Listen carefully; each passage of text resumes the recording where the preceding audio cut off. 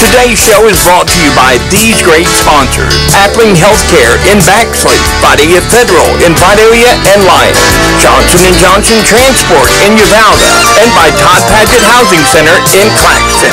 Now, let's talk about what's happening in our community with your host, Tony Doc Wardlaw. Good morning, good morning, good morning. Welcome to this edition of Community Matters. I'm your host, the Doc, and we are here on another beautiful Wednesday morning. And it's the day after Election Day, Scott. Boy, what a long night. But we're still here. Our democracy is still intact, and God is still good. Amen. It's good to have all of you traveling with us on this morning. And we are blessed on today to have our very own, the Honorable and the, the beautiful and all the above, none other than the lady herself, Madam Leesa Hagan. How you doing this morning? I'm doing great, Tony. Good morning, friends. It's good to have you in the studio with us this morning. Good to be here. I'm honored, and we're honored, that you would bless us with your presence this morning. You're on your way to the Capitol, but you thought it not robbery to stop by Y101. I am the one who's honored that you asked me to come in this morning and talk. It was a long night, and I am heading to the Capitol for our Veterans Day celebration. But I'm grateful for the opportunity to stop by and talk to you this morning and thank the constituents for trusting me to reelect me and send me back to the Capitol to represent the 156th District for 2 more years. Wow. And I'm excited that it's over.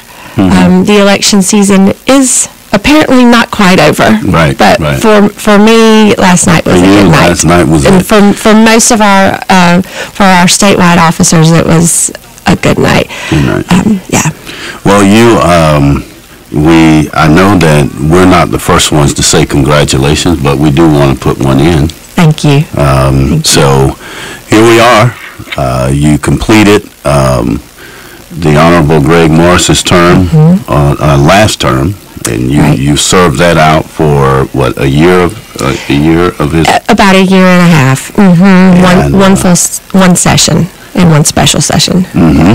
And so now you've done that, and now you've won one of your own. That's right. How does it feel? It feels good.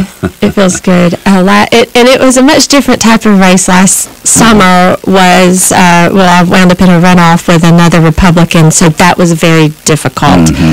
This time was a very different race, but it was a good one, and I'm glad it's over and ready to just keep working. For the district. Now, remind all of our listeners again why you decided to stop what you were doing and run for a government office. Well, if I had to boil it down, it's my kids. Okay.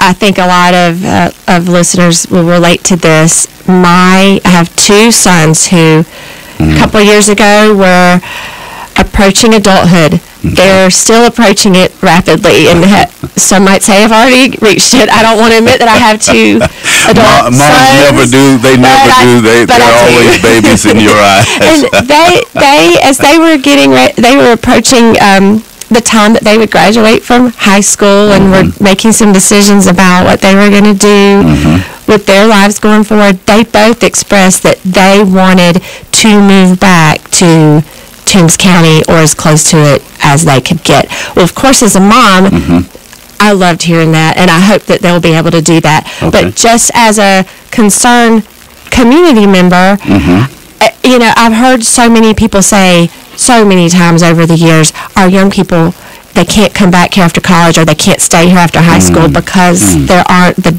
job opportunities. There aren't the things that younger people are looking for when they think about where they're going to settle down. And so I was not thinking at the time about running for office, but when I found out that Representative Morris was going to be resigning to go over to the Georgia Department of Transportation Board, I just thought, well, maybe this is what I need to do to help with what I can to support and strengthen rural Georgia economy. Wow. So that our young people do have a choice in whether they stay in their small town after high school or come back to their town. We need them. We all know we need them. So that, in a nutshell, is why I ran. Okay. And that's why that's my priority, is rural economic development, because that helps all of us. Excellent, excellent. Well, you ran. You were, as we stated, you were able to complete that term, and obviously, it was, I guess, good enough for you to run again. Anything that you regret about the job? That I regret about the job? No. Okay. No, it's good work. It's an honor to do it.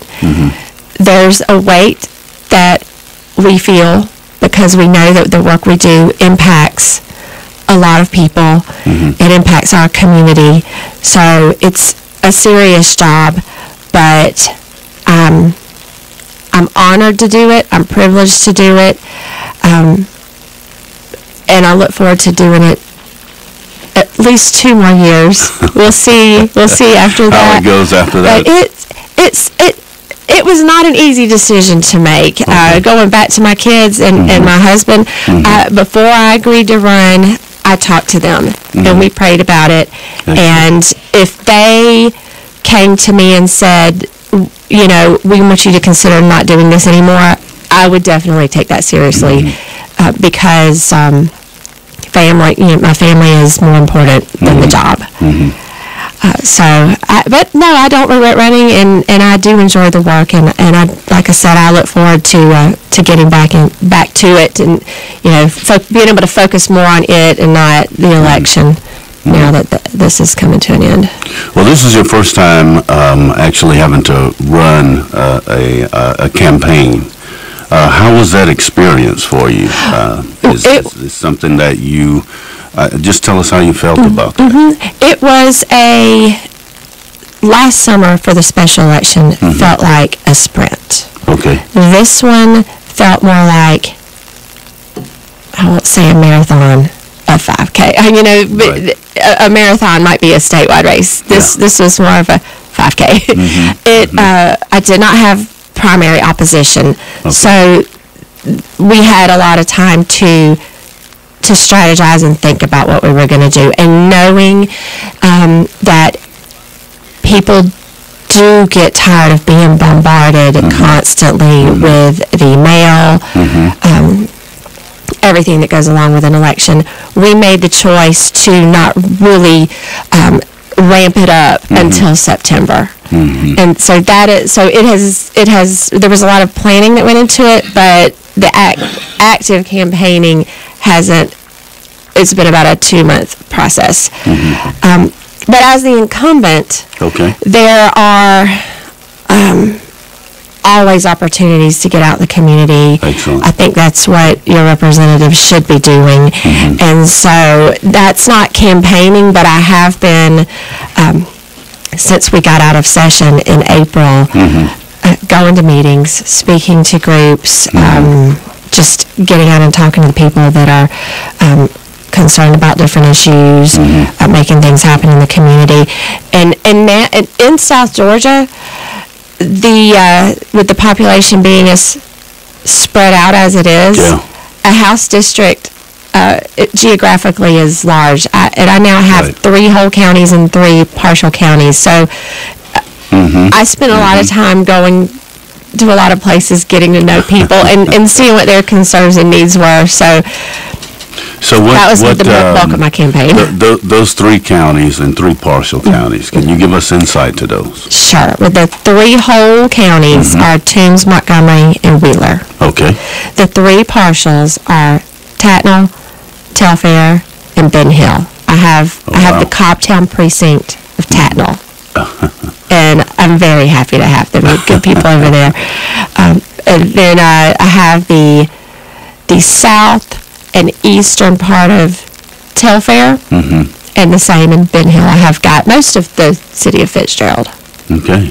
Yeah. Okay. I think it's a great district. It's a lot of things that each of those locations have in common while still having their own unique personalities. I've really enjoyed getting to know the new part of the district. Now that you've been in the job and you're moving into a new term, as you look back and you look at things, are there some things that you observe that you can do or would do differently? One of the things I'm definitely going to focus on is constituent services. Okay. There are issues that we're contacted by constituents regularly because they need help in some area, and sometimes it feels like my job is kind of a switchboard. But that's I know and I'm learning who in each agency is best to help constituents when they have issues. And so I feel like part of my job is just connecting someone who has a need with the person who's going to be best to help them. Okay. And often that is our congressman's office because it's a federal issue and not a state issue. But to me, that is what, at its most basic level, when a constituent has a need, they need a solution. And so what I want to focus more on going forward is more efficiently connecting them with where they need to go to get the help that they need or to answer the question that they have. Going in the middle of a term, I felt kind of like I was being thrown into the deep end. And I didn't sink, but it was, there were some days where I felt like, I got a lot of questions and I need answers just like everybody else does. But now, as some time has passed, I feel like a strength I have is building relationships. I'm learning who we need to contact and who I need to connect my constituents with to help them best. And I want to get better at that going into the new term because I feel like at its most basic level, that's what my constituents need. That's excellent. Excellent. Well, as we now are moving into your new term will start officially next year. January 9th will be sworn in. Okay. First day of session. All right. And from there, you'll be starting your whole brand new term. That's right. Now, is it just you or do you have a staff? I do have staff, but and we all have staff as legislators, but depending on if we chair a committee, we might have more of a staff. Being new, I share an office suite across the street from the Capitol with 7 other legislators, and we have one incredible administrative assistant. She is one of possibly the longest serving administrative assistant at the Capitol. I'm very fortunate to have been placed in that office suite with her because she has a wealth of knowledge and has already taught me so much about the job. But that is my staff. That's it? That's it. I do not have a local office. Wow. I am the local office. My phone here is my local office. Oh, wow. Yeah. And y'all share one administrative assistant? Yes. For 7? For 8 of us. So there are 8 of us in my office suite in Atlanta. Okay, so that explains why you're busy. If it takes a while for me to get back to you, that's why. Well, that's good. Well, good. Well, we thank you. We're going to take a break, and when we come back, I want to talk about the upcoming legislations, any bills that are on the docket, and some of the things that are happening here locally that we can be proud of. So stick with us. Don't go anywhere. We're still here with our representative, Ms. Leesa Hagan, and we'll be right back right after these messages. Smarter, not harder. Here at Vidalia Federal, we are all about that phrase as we strive to make your life easier. No more drowning in paperwork or being interrogated over the idea of buying a house. Getting a home loan should be an enjoyable, simple process, not a daunting task. This is Julia McKenzie with Vidalia Federal Savings Bank, and I am here to make the mortgage process easy and simple. Come see me at the Vidalia branch on Jackson Street to talk about your next home purchase or refinance. I look forward to serving you. Member FDIC, Equal Housing Lender. It's fall, y'all, and you know what that means. It's game time. So fire up the grill, call your family and friends, and invite them over to watch the game in your new home from Todd Paget Housing Center in Claxton, Georgia. This is Anthony J., and I'm here to tell you that we can help you punt away that rent payment and drive you down the field to home ownership. We'll bust you through all the mortgage paperwork, too, like old Herschel Walker busting through a defensive line. Come see the Todd Squad today at Todd Paget Housing Center right off of Highway 280 in Claxton, and let's kick off to your dream home. Todd Paget Housing Center, your dream, our team. Dorothy Davis with Southeastern Business Solutions here, specializing in website services, graphics management, and video editing. We have partnered with TCB Broadcasting to bring your sponsorship ads to life with their live on-air programs, which are recorded and archived along with your sponsorship ads as they were aired at the time of production. These programs are viewable by anyone at any time from anywhere on major social outlets like YouTube or Facebook, to include TCBBroadcasting.com's website.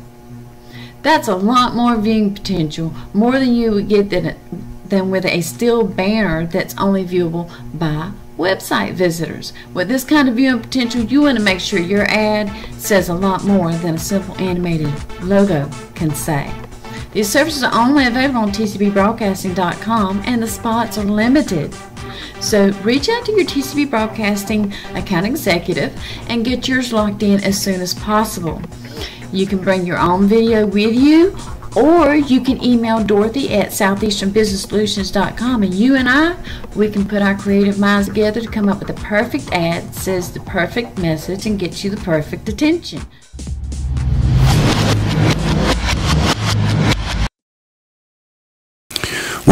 Welcome back to this edition of Community Matters. I'm your host, The Doc, and we are here and we're talking with the Honorable Miss Leesa Hagan, who, if you missed it on yesterday for election, she was elected for a second term now as our local state representative to represent us here in our beautiful community. Madam Hagan, as we're moving into the new year, I know that you're headed actually to the Capitol now. Yes. You have some events that you need to attend. I do. Today we are going to the Capitol for Governor Kemp's annual Veterans Day celebration, and we do want to make sure we thank our veterans for their service, and I think it's important that we acknowledge their sacrifices and that we celebrate their commitment to this country. So that's where I'm heading. Excellent. When we finish up here. Excellent. Well, the new term will start at the top of next year. Any upcoming legislation that we can expect? That is not an easy question to answer right now, because we are seeing some changes in leadership in the House. I don't know if many of your listeners know, but Speaker David Ralston, who's been the Speaker of the House in Georgia for the last 13 years, That's right. Has decided that he will not run for re-election as Speaker. Wow. He'll serve with us in the House. Wow. But we will have a new Speaker of the House, and that Speaker will largely determine what legislation comes to the floor for a vote. So we don't have and we don't have a list of things that we know we're looking at. A lot of it's going to come up after session starts. But for me, what I think is important is to support our law enforcement. Okay. we have some things that local law enforcement has brought to me that they believe would help them in doing their job every day. Okay. Not even necessarily major things, but just things that would tweak current law that would help them. And so I'm studying that right now. Also, we have a shortage of paramedics. Oh, wow. And I believe that is very significant for rural Georgia, because not having necessarily quick access to a hospital in a time of crisis or emergency, it's our paramedics that are our emergency room a lot of the time. That I've got parts of my district that I had a paramedic tell me a few weeks ago it takes about 40 minutes to get to a hospital. Oh my goodness. So they are paramedics. Our EMTs are vital, and I've got some things I'm looking at that might help us get more paramedics through training and get them in those trucks to help us. Would that be something that you present by way of a bill proposal? How does that work? Yes. Okay. And there's a lot of behind-the-scenes work that has to happen first. So, and that's what I'm working on right now, because anytime something affects spending, you have to you've got to look very closely at how we're going to pay for that.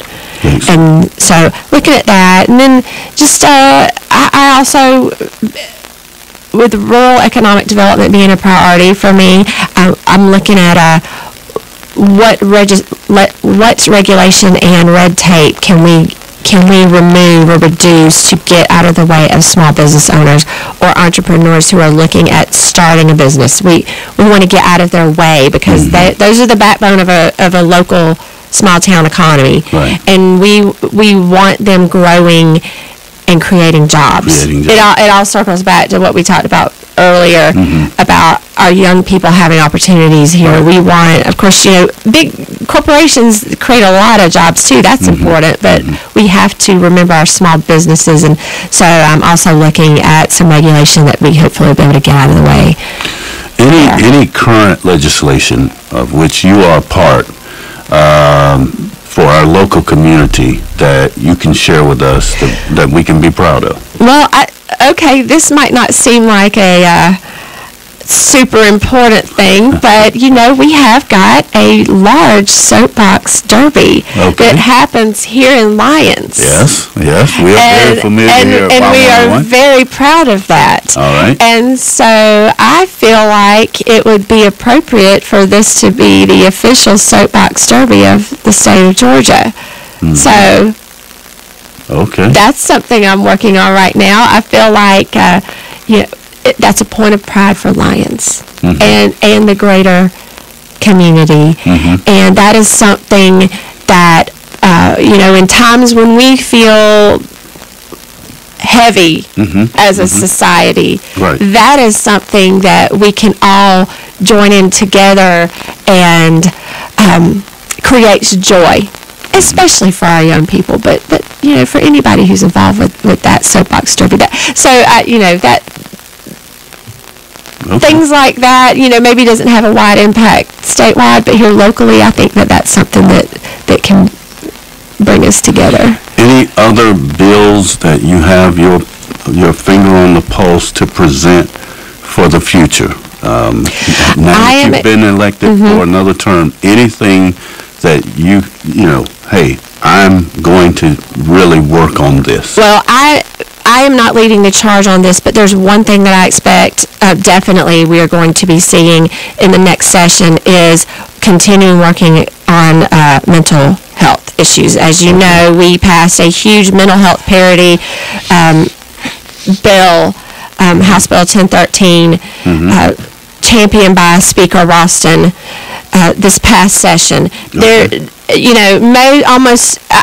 I would say almost every family in the country is impacted by mental health issues in one way or another, whether it be a long-term, lifelong issue or just a short-term issue. And so it was very important to us to make sure that people are getting the mental care that they need, not just physical. And it was a huge bill. And we knew that there would be more work that would need to be done once it was implemented in July. So I expect that's going to be a large part of what we look at. We handled some really big issues last session. Okay. So I feel like Second Amendment issues probably are not going to be at the forefront. Okay. Since we handled constitutional carry last session. But that mental health bill, it has wide-ranging implications both on the budget and on our everyday lives and our healthcare community, our education system. And so I think that continuing the work there is going to be important. All right. Well, one final thing, and it is by way of bipartisanship. Are there any bills or legislation that you can say was a successful bipartisan effort? Well, that Mental Health Parity Act was. It was unanimous. It was unanimously passed, and the two co-authors, there was a Republican and a Democrat that worked together tirelessly to make that happen. And, listeners might be surprised to know that most of the things that we vote on in the General Assembly are not contentious. Good. They're not. They are frequently unanimous because it is. Some things are controversial and partisan.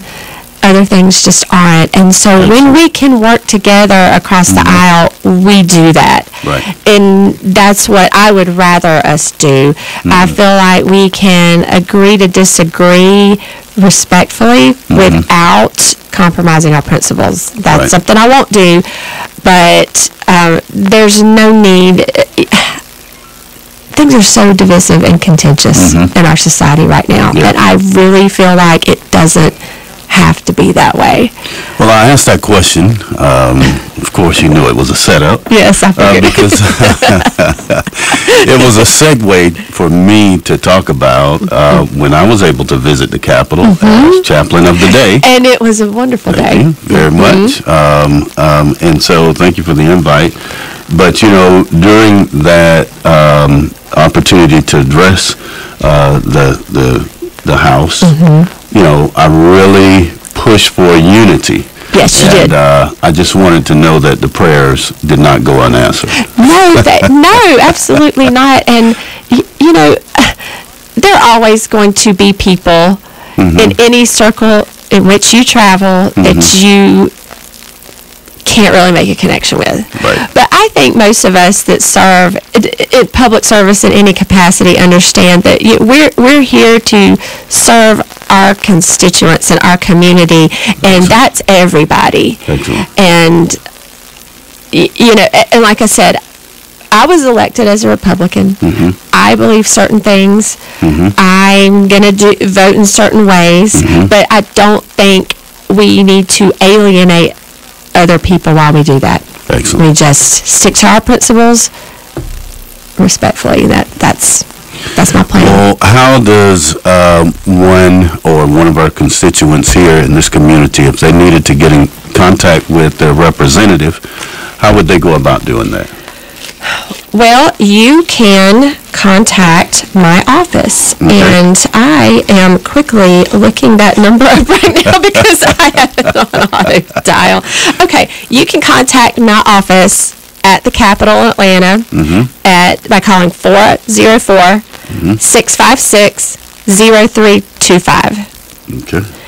That's And 404-656-0325. That's right. And if my wonderful administrative assistant is not there, you can leave a voicemail message, and I will get it. Website. I do have a website. That's my website. It's LeesaHaganforGeorgia.com. And make sure that we know how to spell Leesa. Yes. It's a little different. Of course, it's not easy, is it? My name is Leesa. It is spelled Leesa. And Hagan is Hagan. Excellent. And the 4 is spelled out, not the number 4. I could not go that route. But if you go there, there's also a constituent service page that I added to that website. As I said before, I really want to focus on constituent services this year and improving that and making it more efficient. So I've gone ahead and put that page up. It's got some frequently asked questions, but it's also got all the contact information there too for you. So please reach out and contact the office. Email is probably better, just because it is. Well, you're traveling. I mean, you're seemingly a one-woman show here with the help of an assistant in Atlanta. You're traveling even now. You're on your way out the door, headed to the Capitol. Yes. So, but I do want the people of the 156th district to reach out and come visit at the Capitol. Yeah. You should come visit at the Capitol.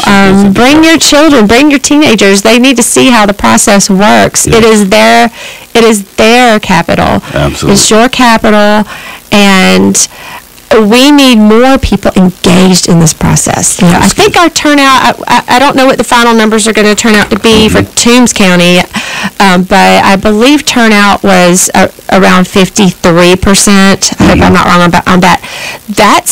That's much higher than usual. To compare that to last summer in my runoff, I believe our turnout was closer to 15%. That was scary. But we need people to become a part of the process. And 53%'s a definite improvement. We need it to be higher. Excellent. So, good. Let me know what I can do to help. Well, we are appreciative of you being here and taking the time to come and share with us. Thank you so much. And once again, we congratulate you on the win. And we know that, as you have done in the past, you will continue to represent us well here in this area. So we wish you well. Certainly we'll continue to be praying for you. So thank you. I appreciate those prayers, and I do thank the voters for that, for trusting me to serve another 2 years. Absolutely. Well, ladies and gentlemen, this has been another edition of Community Matters, and we want to make sure that we remind you of this weekend. You can go if you have questions about your ancestry. You can visit the Latson Library, downtown Vidalia, at 10 o'clock, beginning at 10 o'clock, and meet with Mr. Adam Paul. If you can remember, we had him a few weeks ago, but this is the weekend where you can go in and find out about your ancestry. I wanted to make sure I mentioned that. But again, let us continue to look out for one another and continue to move forward. As our representative said, our community is a great community, and we all need to be working together to make it even better. So thank you once again, Scott, for all you do. And certainly we thank you, Dorothy Davis. If you want to see this, she always uploads it on our website, tcbbroadcasting.com, tcbbroadcasting.com, and you'll be able to see our Superwoman, Honorable Leesa Hagan, dressed in her uniform as she's on her way to fly to the Capitol. So everyone have a blessed week, and we'll see you again on next week here for another edition of Community Matters. Take care, and God bless. You've been listening to Community Matters, a service of TCB Broadcasting. Today's show was brought to you by Appling Healthcare in Baxley, Vidalia Federal in Vidalia and Lyons, Johnson & Johnson Transport in Uvalde, and by Todd Paget Housing Center in Claxton. Tune in next week at 8:15 during Y101's live morning show for another special guest. We'll talk about what's happening right here in our hometown. Community Matters is a service of TCB Broadcasting on Country Legends